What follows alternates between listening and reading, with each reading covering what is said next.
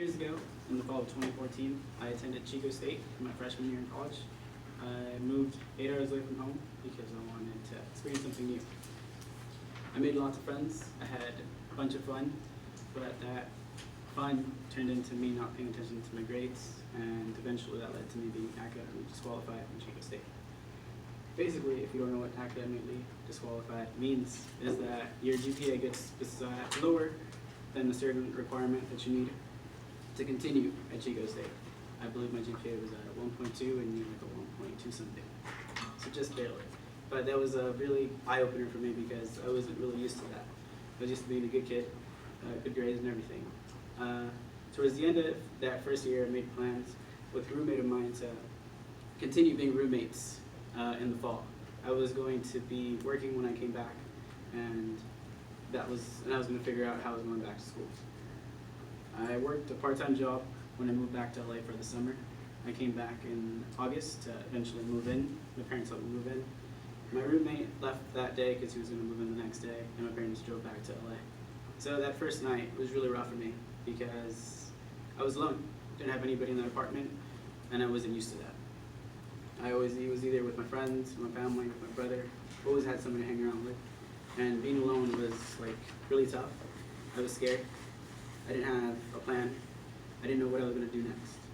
So after I kind of calmed myself down, I figured out that the first thing I needed to do was get a job. I applied anywhere and everywhere that was hiring. I eventually got hired at Safeway, and I've been there for the past 2 years.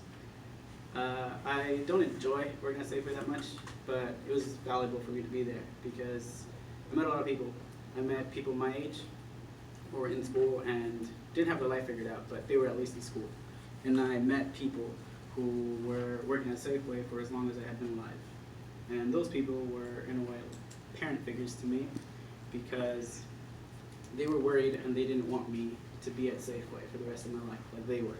They wanted me to keep going forward, and they wanted me to continue my education because education is, according to them, the way you can get paid more and do more than just getting minimum wage at a part-time job.